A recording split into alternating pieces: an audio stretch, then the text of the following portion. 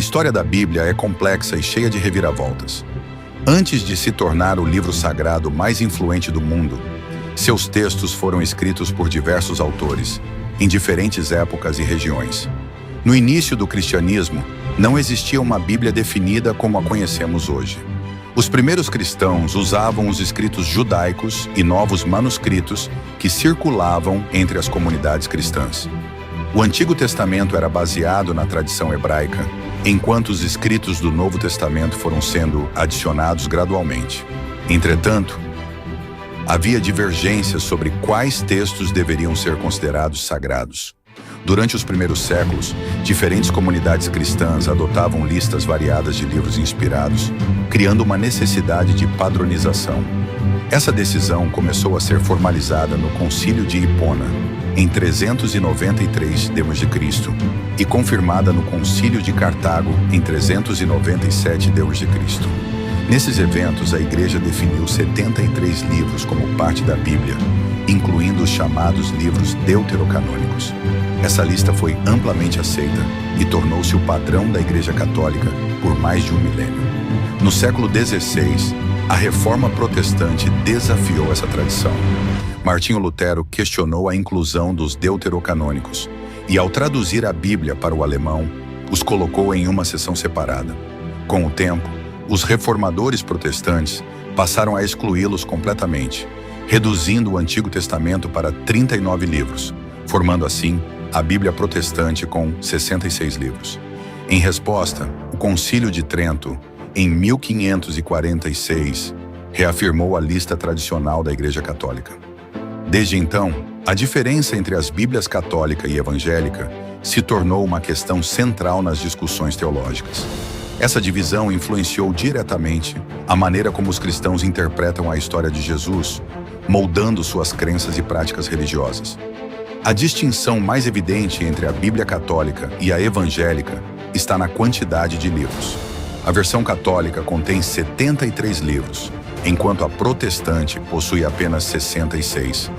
Essa diferença se deve à presença dos chamados livros deuterocanônicos, que foram removidos pelos reformadores protestantes.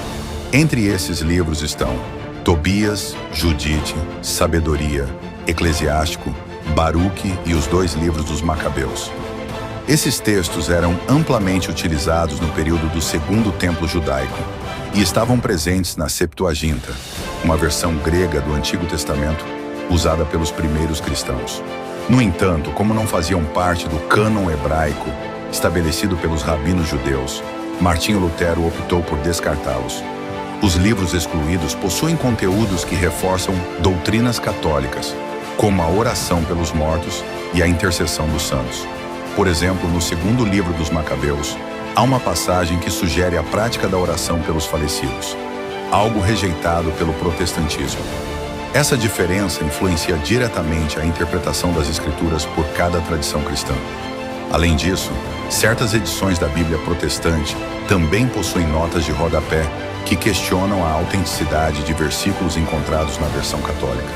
Isso leva muitos leitores a interpretar passagens de formas distintas, gerando divergências teológicas e doutrinárias significativas.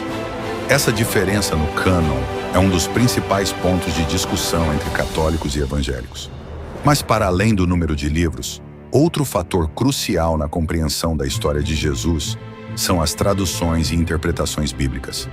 A maneira como a Bíblia é traduzida e interpretada influencia profundamente a compreensão da história de Jesus Cristo.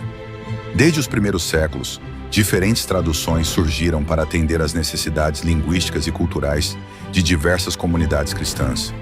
Uma das primeiras traduções importantes foi a Septuaginta, uma versão grega do Antigo Testamento usada pelos primeiros cristãos.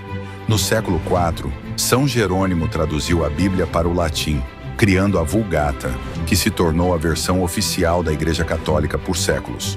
Já no mundo protestante, Martinho Lutero traduziu a Bíblia para o alemão no século XVI, incentivando a leitura individual das Escrituras. As diferenças entre as traduções católicas e evangélicas vão além da escolha dos textos. A Bíblia de Jerusalém, amplamente usada pelos católicos, adota uma abordagem mais acadêmica, enquanto versões protestantes como a King James e a nova versão internacional, buscam uma leitura mais acessível e interpretativa.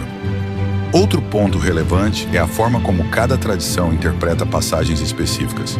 A Igreja Católica enfatiza a interpretação guiada pelo magistério e pela tradição, enquanto as igrejas evangélicas promovem a leitura individual e a livre interpretação. Isso gera diferentes entendimentos sobre temas centrais, como a justificação pela fé, os sacramentos e a natureza da igreja. As variações nas traduções e interpretações também afetam a maneira como os fiéis enxergam a figura de Jesus. Enquanto algumas versões destacam sua divindade, outras enfatizam sua humanidade, resultando em diferentes abordagens teológicas. Essas diferenças tornam evidente como as escolhas de tradução e interpretação influenciam a fé e a prática cristã. Isso também impacta diretamente a visão de Jesus em cada tradição. Para os católicos, Jesus é visto dentro do contexto sacramental e eclesiástico, com forte ênfase na tradição apostólica e na sucessão dos ensinamentos da Igreja. No meio evangélico, há um foco maior na relação pessoal com Cristo, sem a necessidade de intermediação institucional. A influência dessas diferenças se reflete no dia a dia dos fiéis, na forma como praticam sua fé e até mesmo na maneira como percebem os eventos bíblicos. Em última análise, ambas as tradições compartilham o mesmo objetivo: transmitir a mensagem de Jesus Cristo e orientar a fé de seus seguidores. O estudo dessas distinções não deve ser motivo de divisão, mas sim uma oportunidade para o crescimento espiritual e para o fortalecimento do respeito entre as tradições cristãs. Além disso, é importante considerar o impacto cultural e social da Bíblia ao longo da história. A disseminação das Escrituras moldou sociedades, inspirou movimentos religiosos e influenciou a arte e a literatura. O Renascimento, por exemplo, foi profundamente influenciado por ideias cristãs extraídas das Escrituras. No século XX, a popularização das traduções modernas da Bíblia democratizou o acesso ao texto sagrado, permitindo que mais pessoas tivessem contato direto com seus ensinamentos. Outro aspecto a ser analisado é a relação entre a Bíblia e a arqueologia. Descobertas como os manuscritos do Mar Morto trouxeram novos entendimentos sobre a autenticidade dos textos bíblicos, reforçando sua importância histórica e religiosa. Além disso, o avanço da tecnologia tem transformado a maneira como as Escrituras são estudadas e difundidas. Aplicativos e plataformas digitais permitem que qualquer pessoa tenha acesso instantâneo à Bíblia em diferentes versões e idiomas, tornando o estudo bíblico mais acessível do que nunca.